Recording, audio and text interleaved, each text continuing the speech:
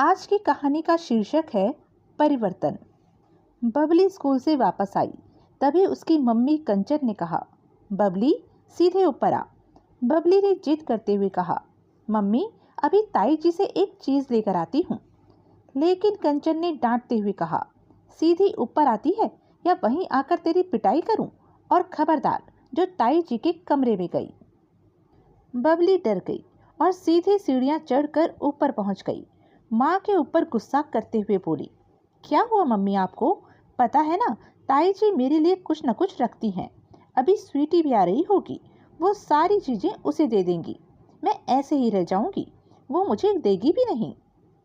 कंचन जी ने कहा, खबरदार जो आज के बाद ताई जी के पास गई, और स्वीटी को भी मैं देख रही हूँ, उसे भी आते ही सीधे ऊपर बुलाती हूँ। तभी नीचे स्वीटी की बस आकर रुकी। कंचन जी ने उसे भी ऊपर बुला लिया। दोनों अपनी मम्मी से बहुत गुस्सा थे। स्वीटी ने आते ही पूछा, मम्मी क्या हो गया? ताई जी से कोई बात हो गई है क्या? कंचन जी ने कहा, तुम बच्चे हो, इस सब में मत पड़ो। अब हम यहाँ नहीं रहेंगे। तुम्हारे पापा गए हैं किराए का मकान ढूंढने। मकान मिलते ही हम भी चले जाएंगे।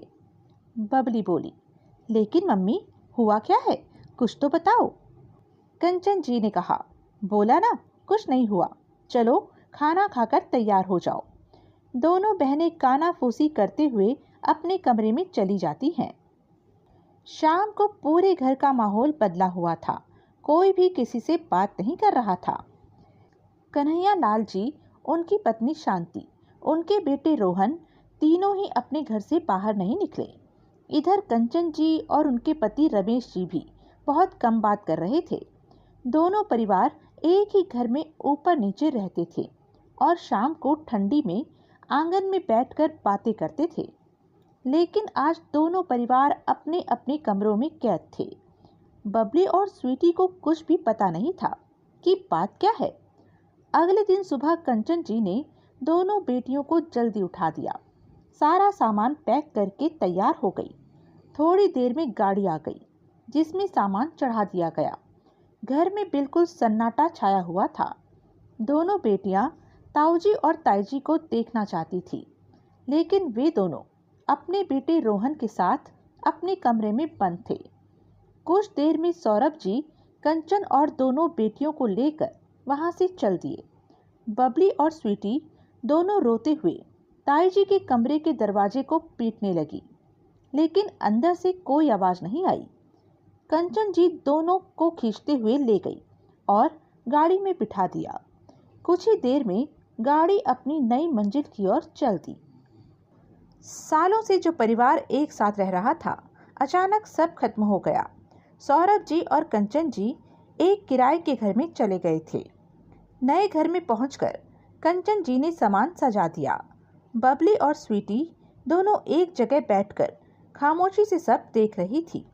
सौरभ जी ने दोनों बेटियों को समझाते हुए कहा, बेटा हमें भी कोई खुशी नहीं हो रही वहां से आते हुए, लेकिन तुम नहीं देखते उन्होंने हमारे साथ क्या किया। हमारी पुश्तैनी साड़ी की दुकान बीच बाजार में है।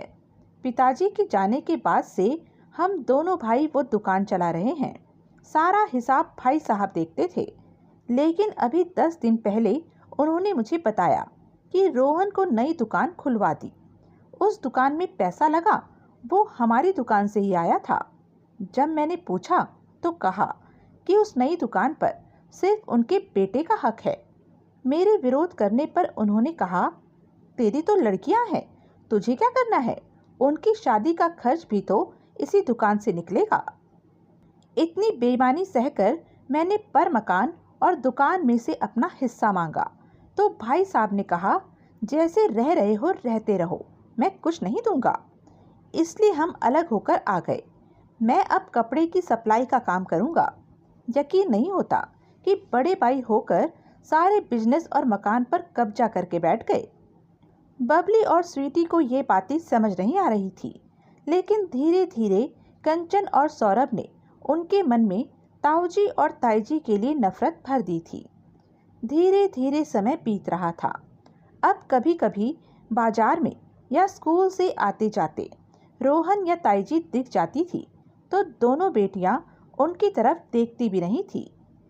इसी तरह 4 साल बीत गए। इस बीच दोनों परिवारों में कोई बात नहीं हुई। सौरभ जी ने कपड़ों की सप्लाई का काम अच्छे से जमा लिया था। दोनों बेटियां भी अब बड़ी हो रही थी। अपनी कमाई से उन्होंने एक छोटा सा मकान भी खरीद लिया था। एक दिन रात के 2 बजे कन्हैया लाल जी के मोबाइल की घंटी बजी। सभी गहरी नींद में सो रहे थे। लंबी घंटी बजने के बाद बंद हो गई। कन्हैया लाल जी ने उठकर देखा तो यह सौरभ का फोन था। उन्होंने शांति जी को जगाया। कुछ समझ पाते, इससे पहले ही दोबारा फोन की घंटी बजने लगी। कन्हैया लाल जी ने फोन उठाया। दूसरी तरफ से स्वीटी की रोने की आवाज आ रही थी। ताऊ जी, पता नहीं पापा को क्या हो गया है, अचानक बेहोश हो गए, बहुत डर लग रहा है, आप जल्दी से आ जाइए। कन्हैया लाल जी ने कहा, बेटी तू चिंता मत कर, मैं अभी आ रहा हूँ। कन्हैया लाल जी शांति और रोहन को लेकर तुरंत सौरभ के घर पहुँच गए। रास्ते में उन्होंने डॉक्टर को फ़ोन कर दिया था। डॉक्टर ने पहुंचकर इंजेक्शन दिया, फिर बताया माइनर हार्ट अटैक है, हॉस्पिटल ले जाना होगा। कन्हैया लाल जी अपनी गाड़ी में सौरभ और कंचन को लेकर हॉस्पिटल पहुंच गए। इधर शांति जी दोनों बेटियों को संभालने लगी। सही समय पर इलाज मिल जाने से खतरा टल गया। 2 दिन में सौरभ ठीक हो गया। दोपहर के समय शांति जी दोनों बेटियों को लेकर हॉस्पिटल पहुंच गई। स्वीटी पापा को देखकर रोने लगी। ताऊ जी, मुझे कुछ समझ नहीं आया, मैंने बस आपको फ़ोन कर दिया। एक बार लगा आप बात नहीं करोगे, लेकिन आपने मेरे पापा को बचा लिया। कन्हैया लाल जी बोले, तेरा बाप बाद में है, पहले मेरा छोटा भाई है। कंचन ने कहा, दीदी आज आप लोग ना होते तो न जाने क्या हो जाता, हमें माफ़ कर दीजिए। उनकी बात सुनकर सौरभ भी बोल पड़ा, हाँ भैया, मुझे माफ़ कर दीजिए, मुझे आपको छोड़कर नहीं आना चाहिए था। कन्हैया लाल जी बोले, तू बस आराम कर, बाकी सब भूल जा, कुछ नहीं हुआ हमारे बीच। तेरे जाने के बाद हमें बहुत पछतावा हुआ। गलती तो इंसान से ही होती है, इसलिए मैंने अपनी पुरानी दुकान तेरी दोनों बेटियों के नाम कर दी है। कागज घर पर रखे हैं, भिजवा दूंगा। सौरभ बोला, नहीं भैया, मुझे कुछ नहीं चाहिए, बस वादा कीजिए अगर मुझे कुछ हो जाए तो मेरे परिवार का ध्यान रखना। शांति जी बीच में रोकते हुए बोली, खबरदार, जो बुरा बोला तो, तू मेरा देवर है, पर मैंने रोहन में और तुझ में कभी फर्क नहीं समझा।